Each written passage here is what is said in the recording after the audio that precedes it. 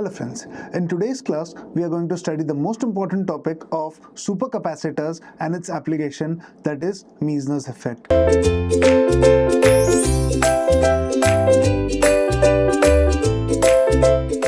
Meissner was a scientist who discovered one of the most interesting property of supercapacitor and he named it as Meissner's effect. It says, when superconductors are cooled below their critical temperature in the presence of a magnetic field, the magnetic flux is expelled from the interior of the specimen and the superconductor becomes a perfect diamagnetic material. This phenomenon is known as Meissner's effect. So basically, Meissner said when a superconductor is cooled below the critical temperature.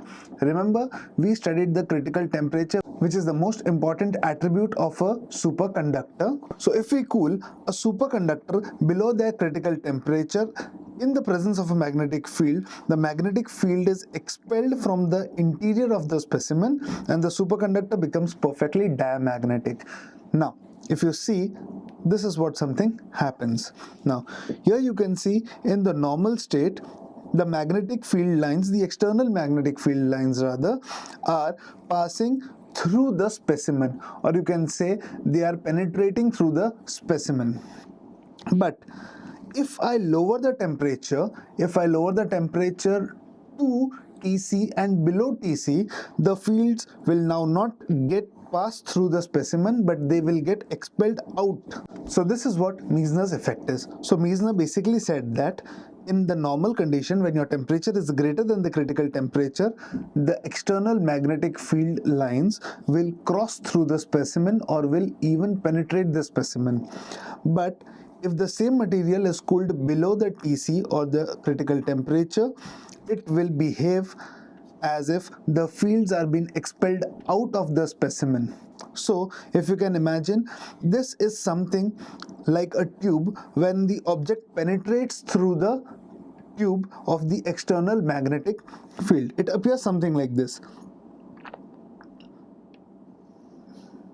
Here you can see this is the zone where there is no magnetic field at all.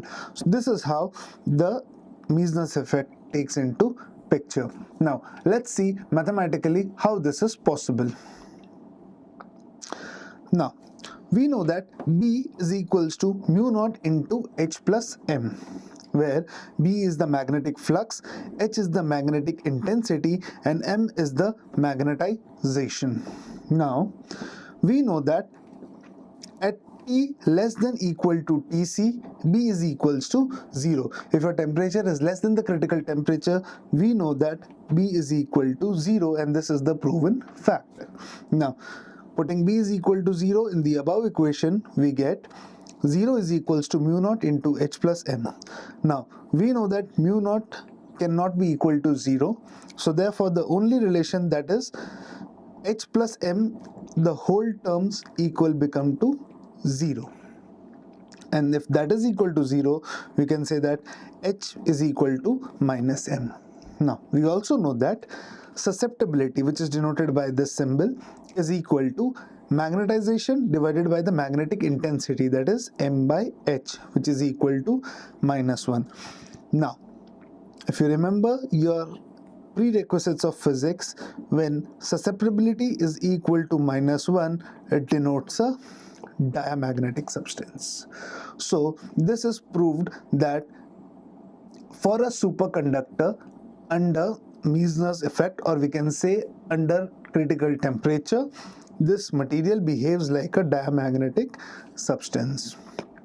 In a statement, the specimen is therefore diamagnetic, and the state in which magnetization cancels the external magnetic field completely is referred to as perfect diamagnetism. Now, let's understand what perfect diamagnetism is all about and why is this actually happening. Well, to give you in a simple words, let's say suppose this is the magnetic field that you are implementing. Let's say suppose this is 10 units. Now, what will happen inside the superconductor? It will give you another magnetic field having the same value 10. But the only condition for this is the temperature should be less than the critical temperature. If your temperature is less than critical temperature, the external magnetic field gets cancelled by the substance's magnetic field, and this property is nothing but as diamagnetism. We'll be studying this property again in the chapter wherein we'll be studying about engineering materials and magnetic materials. Now, two mutually independent properties, which is that zero resistivity, this is what a superconductor basically definition holds, zero resistivity and perfect diamagnetism. These are the two essential properties that characterize the superconducting state. So whenever an external examiner asks you what is the principle of a superconducting state, it is not just the zero resistivity, it is also the perfect diamagnetism. But remember, this state is achieved only at temperature less than the critical temperature. What about zero resistivity? Well, yes, this is true as well.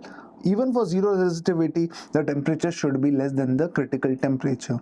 So the conclusion is, even for zero resistivity and perfect resistance, you should note that your temperature should be less than the critical temperature. Now, fun fact, the critical temperatures are in the ranges of 20 to 50 kelvins. Well, if you remember, this is as good as around minus 200 to 250 degrees centigrades. So at this lower temperature, it is impossible to operate in real terms, and hence we need a temperature which is greater than this or around the room temperatures, or which is feasible enough to work. So one of the most important drawback for superconductors is their critical temperatures is less than the normal temperature that which we can achieve. And hence, to study superconductivity, we need always temperature less than the critical temperature. If your temperature goes above critical temperature, it is as good as the normal material and superconductivity state goes off. The Meissner effect is the standard test used to conclusively prove whether a particular material is a superconductor or not. So basically, by the help of Meissner's effect, you can test that the material is superconductor or not. Also, a material in superconducting state is a perfect diamagnet and hence strongly repels the external magnets. As we said, the diamagnetic property is nothing but as the property by which a material repels the external magnetic field. A smaller magnet repelled by a bigger superconductor hovers in the air. This is very important. If you have a very small magnet which is repelled by a bigger superconductor, hovers in the air. This is also known as levitation effect. We'll be studying this in the maglev section. In a similar way, a small chip of superconducting materials hangs on a bigger magnet, and this effect is known as suspension effect. Now, there are two effects. One is levitation effect and the second is suspension effect. The conditions are different. In the condition of levitation effect, we say a smaller magnet repelled by a bigger superconductor, and here in suspension effect, we have small chip of superconducting material hangs on a bigger magnet. In the first case, we are using smaller magnet. In the second case, we are using a bigger magnet. The levitation effect is utilized in the operation of maglev trains. Now, if you remember this, maglev is a technology by which your monorail as well as a maglev train, which was initially implemented in China, works. This is like the principle of maglev. You can see this train runs with the help of levitation, and hence the name maglev comes into picture. Now, let's study maglev in detail. This is the principle of working, and the diagram is there's an aluminium guideway which is guiding the train. You have wheels as well, but do remember, these wheels are of no use when the train is actually moving. The train is not moving with the help of wheels. These wheels are just when the train has to stop or it has to come to rest. Now, maglev is a train which is based on the Meissner's effect. As you can see the structure, we have the track, on which the train runs, there's an aluminium guideway at the center of the track, and on the carriage, which is nothing but as the train, there is a superconducting magnet. Now you'll notice it has wheels as well, but do remember these wheels are only for stopping the train and not for running. Now, so let's start with maglev. First of all, it is based on the Meissner's effect, as we said earlier. Maglev basically stands for magnetically leviated vehicles. This is an important question that could come for your viva. So do remember, maglev stands for magnetically leviated vehicles. Now, it has a superconducting magnet built onto its base, and there's an aluminium guideway over which the train will run while floating by the magnetic leviation. Do remember, it floats by the magnetic leviation and then it runs, which is obtained by enormous repulsion between two highly powerful magnetic fields by superconducting magnet and the aluminium guideway. As you can see, there is a great amount of repulsion between the carriage and the aluminium guideway because of the enormous amount of magnetic fields between this. Now, when the train is lifted up, the wheels have no use then. Of course, as I said, the wheels are not for traveling. They are only meant to stop the vehicle or the train when there is a halt. The track is made up of large number of segments and the current flows as per the position and speed requirements. Why is this so? Well, this is an important question. Now, as you can see, the train tracks are not always in a single straight line, so you cannot have a uniform speed. So what happens during a curvature? So when a curvature comes, the train has to lower its speed so that it does not get out of the magnetic track because of the centrifugal force. In physics, we call this as banking. To banking, we can either add some amount of friction, but that is not possible in this case because there is no connection, and hence protecting the train with friction goes off. So the only thing that is meant, which is V, the speed of the train. You can lower the speed of the train to overcome this banking. So it is very important to know that the current flows as per the position and speed requirements. If you want to lower the speed, of course the amount of current is going to lower.